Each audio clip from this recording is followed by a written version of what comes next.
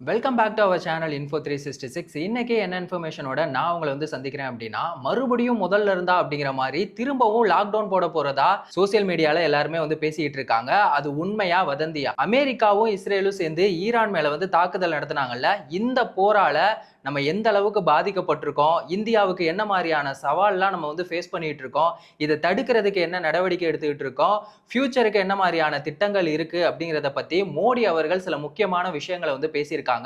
அது என்ன?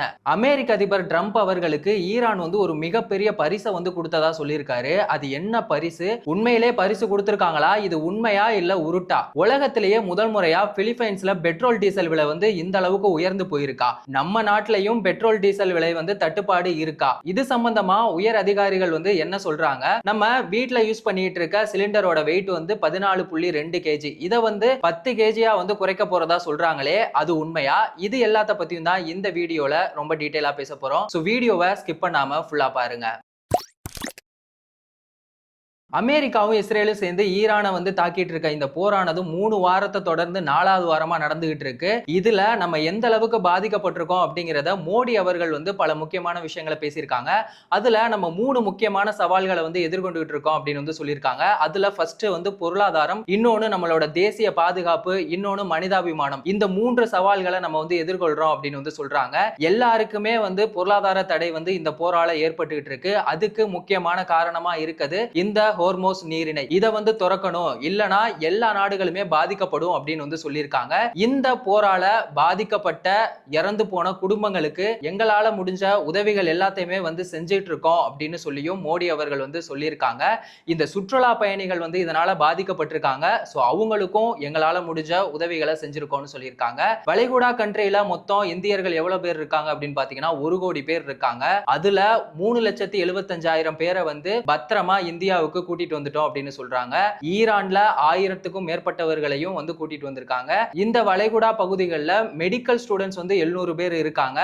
முக்கியமான ஒரு விஷயம், இந்த வளைகுடா பகுதிகளில் இந்திய பள்ளியில 1000 பேருக்கு மேற்பட்டவர்கள் படிக்கிறாங்க. அவங்களுக்கான 10th 12th சிபிஎஸ்இ எக்ஸாமை கேன்சல் பண்ண போறதாவும் சொல்லியிருக்காங்க. அதுக்கு முக்கியமான காரணமா இருக்குது இந்த போர் தான். இந்த போரால ஒரு நாட்டில இருந்து இன்னொரு நாட்டுக்கு ஏற்றுமதி இறக்குமதி செய்யப்படுறதெல்லாம் கண்காணிக்கிறதுக்காக 7 முக்கியமான குழுக்களை அறிவிச்சிருக்கதா பிரதமர் மோடி அவர்கள் சொல்லியிருக்காங்க. இன்னொரு முக்கியமான ஒரு விஷயம், நம்ம வீட்டுல பயன்படுத்திட்டு இருக்க சமையல் எரிவாயு இருக்குல்ல, அது 60% நமக்கு இன்னும் ஸ்டாக் இருக்கு அப்படின்னு சொல்லியிருக்காங்க. இதுக்கு முன்னாடி நம்ம கச்சா எண்ணெய் 27 நாடுகள்ட்ட இருந்து வாங்கிட்டு இருந்தோம். இப்ப அதை 41 நாடுகளா உயர்ந்திருக்கு அப்படிங்கிறதையும் சொல்லியிருக்காங்க. ரயில்வேல 2014ல இந்த மெட்ரோ ரயில் திட்டம் கொண்டு வந்தாங்கல்ல, இதுல 150 கிலோமீட்டரா இருந்தது, இன்னைக்கு 1100 கிலோமீட்டரா உயர்ந்திருக்கு அப்படிங்கிறதையும் சொல்லியிருக்காங்க. மத்திய அரசுல இருந்து மாநில அரசுக்கு இந்த எலக்ட்ரிக் பஸ் 15,000 பஸ்ஸுகளை விட்டுருக்கோம் அப்படின்னு சொல்லியிருக்காங்க. முக்கியமா 3 விஷயங்கள் தான் நமக்கு பொருளாதார தட்டுப்பாடா இருக்கு. ஒன்னு எண்ணெய், எரிவாயு, அதுக்கப்புறமா உரங்கள். இந்த விவசாயிகளுக்கு உரங்கள் எல்லாமே சரியான முறையில கிடைக்கணும், அது சரியான முறையில கிடைக்குதா அப்படிங்கிறதையும் கண்காணிக்கணும் அப்படிங்கிறதையும் சொல்லியிருக்காங்க. நார்மலா யூரியாவோட விலை 3000 இருக்கு அப்படின்னா அது இந்தியர்களுக்கு 300 ரூபாய்க்கும் கீழே கிடைக்கிற மாதிரி தான் பண்ணிட்டு இருக்கோம். புதுசா 6 யூரியா ஆலைகள் திறக்கப்பட்டிருக்கதாவும் சொல்லியிருக்காங்க. பிரதமர் சூரிய ஒளி மின் திட்டம் மூலமா மக்களுக்கான அந்த ஒளி பம்புகள் இருக்குல்ல, அது 2.2 மில்லியன் வழங்கப்பட்டதாகவும் சொல்றாங்க. 100 டன் நிலக்கரி உற்பத்தி திறன் பண்ணியிருக்கதாகவும் சொல்லியிருக்காங்க. இன்னொரு விஷயம் என்ன அப்படின்னா, இப்போ நம்ம கச்சா எண்ணெய்க்காக வெளிநாட்டு கப்பல்களை யூஸ் பண்ணிட்டு இருக்கோம். அவங்கள டிபெண்ட் பண்ணி இருக்கக்கூடாது அப்படிங்கிறதுக்காக இப்ப என்ன பண்ணியிருக்காங்கன்னா, இந்தியாவிலே கப்பல்கள் தயாரிக்கணும் அப்படிங்கிறதுக்காக இதுக்காக 70,000 கோடியை ஒதுக்கி இருக்காங்க. அதுக்கான பணிகளும் தொடங்கப்பட்டிருக்கதா சொல்லியிருக்காங்க. இது ரொம்பவே நல்ல ஒரு விஷயமா பார்க்கப்பட்டு இருக்கு. கடைசியா மோடி அவர்கள் சொன்னது என்ன அப்படின்னா, என்ன சவால் வந்தாலும் அதை எதிர்கொள்ற அளவுக்கு நம்ம கிட்ட எல்லா திட்டங்களும் இருக்கு, அதுக்கான ஸ்டாக்கும் இருக்கு அப்படின்னு சொல்லிட்டு இருக்காங்க. சோசியல் மீடியால ஆனா நிறைய பேர் லாக்டவுன் போட போறாங்க, மோடிஜி அவர்களே சொல்லிட்டாங்க அப்படின்னு சொல்லி எல்லாம் வதந்தியை பரப்பிட்டு இருக்காங்க. ஆனா இது வரைக்கும் அபிஷியலா மோடிஜி அவர்கள் லாக்டவுன் போட போறது சம்பந்தமா எதுவுமே பேசல. சோ லாக்டவுன் போட போறாங்க அப்படிங்கிறது ஒரு வதந்தியா மட்டும் தான் பார்க்கப்படுது. இன்னொரு பக்கம் இப்போ ஈரான் என்ன பண்ணிட்டாங்க அப்படின்னா, ட்ரம்ப் அவர்களுக்கு வந்து ஒரு மிகப்பெரிய பரிசை கொடுத்ததா அவர் வந்து சொல்லியிருக்காரு. ஆனா அது என்ன பரிசு அப்படிங்கிறத அவர் வந்து சொல்லல. கண்டிப்பா இது அணு ஆயுதங்கள் சம்பந்தப்பட்டதா இருக்காது. ஈரானோட அனைத்து பொருளாதார தடையையும் வந்து அமெரிக்கா நீக்கினதுக்காக இதுக்கப்புறமா ஹோர்மோஸ் நீரிணை வந்து திறக்கப்படுறத ஈரான் வந்து ஒத்துக்கிட்டதா இருக்கும் அப்படின்னு சொல்லி ஒரு பக்கம் சமூக ஊடகத்துல விமர்சனம் பண்றாங்க. எப்பவுமே வந்து ட்ரம்ப் அவர்கள் பொய் தானே சொல்லுவாரு. ஏன்னா இதுக்கு முன்னாடி வந்து 48 மணி நேரம் வார்னிங் சொல்லியிருந்தாரு. இப்போ 5 நாள் வந்து போர் நடத்த மாட்டேன் அப்படின்னு சொல்லியிருந்தாரு. அந்த மாதிரி இதுவும் ஒரு பொய்யா தான் இருக்கும் அப்படின்னு வந்து சொல்லியிருக்காங்க. இது எந்த அளவுக்கு உண்மை அப்படிங்கிறது தெரியல. இந்த போரால உலகத்திலேயே முதல் முறையா பிலிப்பைன்ஸ் நாடு வந்து ரொம்பவே பாதிக்கப்பட்டிருக்காங்க. ஏன்னா அவங்க மத்திய கிழக்கு நாடுகளை வந்து கச்சா எண்ணெய்க்காக 98% வந்து டிபெண்ட் பண்ணியிருக்காங்க. அதனால அந்த நாட்டுல பெட்ரோல் டீசல் விலையெல்லாம் வந்து டபுள் மடங்கா இன்க்ரீஸ் ஆயிருக்கு. இந்த ஒரு நிலைமை வந்து நம்ம நாட்டுக்கும் வருமா அப்படிங்கிறத பார்க்கலாம்.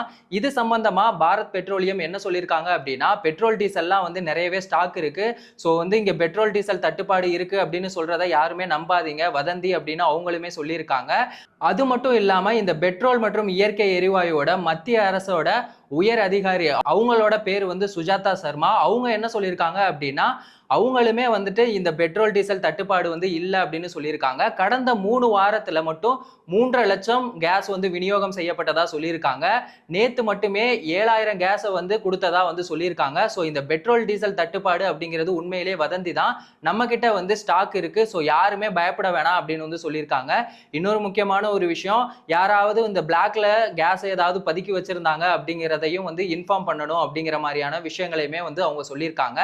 இன்னொரு விஷயம் சோசியல் மீடியால ரொம்ப பரபரப்பா போயிட்டு இருக்கிறது என்ன அப்படின்னா, நம்ம நார்மலா வீட்டில் யூஸ் பண்ணிட்டு இருக்க கேஸ் சிலிண்டரோட வெயிட் வந்து 14.2 கேஜி. அதை வந்து 10 கேஜியா வந்து கன்வெர்ட் பண்ண போறதா, அதாவது குறைக்க போறதா வந்து மத்திய அரசு சொன்னதா சமூக ஊடகங்கள்ல ஒரு செய்தி வந்து போயிட்டு இருக்கு. அது உண்மையிலே வந்து வதந்தி அப்படிங்கிறதையும் அவங்க சொல்லியிருக்காங்க. நாங்க அந்த மாதிரி எந்த ஒரு கேஸையுமே வந்து வெளியிட போறது இல்லை அப்படின்னு வந்து சொல்லியிருக்காங்க. எப்பவுமே இருக்க அந்த 14.2 கேஜி வெயிட் உள்ள கேஸ் தான் வந்து திரும்பவும் வரும் அப்படின்னு சொல்லியிருக்காங்க. யாராவது 10 கேஜி வெயிட் உள்ள கேஸை யூஸ் பண்ணணும் அப்படின்னா அது வந்து உங்களோட விருப்பம் அப்படின்னு சொல்லியிருக்காங்க. சரி, ஓகே. இப்ப நம்ம வீட்டுல யூஸ் பண்றோம்ல அந்த சமையல் எரிவாயு 14.2 கேஜி வெயிட் உள்ள அந்த கேஸுக்கும் 10 கேஜி வெயிட் உள்ளதுக்கும் என்ன டிஃபரெண்ட் அப்படிங்கிறத பார்க்கலாம். இந்த 14.2 கேஜி வெயிட் இருக்குல்ல, அது வந்து இரும்பால ஆனது. இந்த 10 கேஜி அப்படிங்கிறது வந்து ஃபைபர். இது ஃபைபர் அப்படிங்கிறனால இந்த 10 கேஜிங்கிறனால ரொம்ப வந்து வெயிட் வந்து ரொம்பவே கம்மியா இருக்கும். அதாவது தூக்கிட்டு போறதுக்கு ரொம்பவே கம்ஃபர்டபுளா இருக்கும் அப்படின்னு வந்து சொல்றாங்க. வீட்டுல யூஸ் பண்ற கேஸ் இருக்குல்ல, அது எவ்வளவு காலியாச்சு அப்படிங்கிறத வந்து பார்க்க முடியாது. இந்த 10 கேஜி வெயிட் உள்ளதை வந்து யூஸ் பண்ணது போக மீதி எவ்வளவு இருக்கு அப்படிங்கிறத பார்த்துக்கலாம் அப்படின்னு வந்து சொல்றாங்க. ஸோ இதுவும் ஒரு வதந்தி அப்படின்னு தான் வந்து சுஜாதா சர்மா அவர்கள் வந்து சொல்லியிருக்காங்க. ஃபைனலா ஒரு விஷயம், சோசியல் மீடியாலையும் நியூஸ்லையும் வந்துட்டு நிறைய விஷயங்கள் வந்து வந்துகிட்டே இருக்கு. தொடர்ந்து 5 நாளா வந்து போரை நிறுத்தினதுக்கு அப்புறமாவும் வந்துட்டு ஈரான் வந்து ஏவுகணை தாக்குதல் நடத்தினதா வந்து சொல்றாங்க. ஆனா அது வந்து ஒரு பழைய வீடியோவை போட்டு இப்போ ட்ரெண்ட் பண்ணிட்டு இருக்கதா வந்து சொல்லிக்கிட்டு இருக்காங்க. ஸோ இந்த மாதிரி நிறைய விஷயங்கள் வந்து வதந்தியா தான் வந்துகிட்டு இருக்கு. ஸோ அபிஷியலா எந்த ஒரு நியூஸும் வர்றதுக்கு முன்னாடி மக்கள் யாருமே அது சம்பந்தமா பயப்பட வேணாம் அப்படிங்கிறதையும் சொல்லிக்கிறேன். ட்ரம்ப் அவர்கள் வந்து இந்த போரை நிறுத்துவாங்களா, பெட்ரோல் டீசல் தட்டுப்பாடுக்காக மோடி அவர்கள் கொண்டு வந்த திட்டங்களை பத்தியும் அவர் பேசின விஷயங்களை பத்தியும் நீங்க என்ன நினைக்கிறீங்க அப்படிங்கிறத மறக்காம கமெண்ட் செக்ஷன்ல சொல்லுங்க. எந்த ஒரு இன்ஃபர்மேஷனா இருந்தாலும் அதை 10 நிமிஷத்துல தெரிஞ்சுக்கணும் அப்படின்னா நம்ம சேனலை மறக்காம சப்ஸ்கிரைப் பண்ணுங்க. உங்க ஃப்ரெண்ட்ஸுக்கும் ஷேர் பண்ணி சப்போர்ட் பண்ணுங்க. வேறொரு வீடியோல வேறொரு இன்ஃபர்மேஷன்ல திரும்பவும் சந்திக்கலாம்.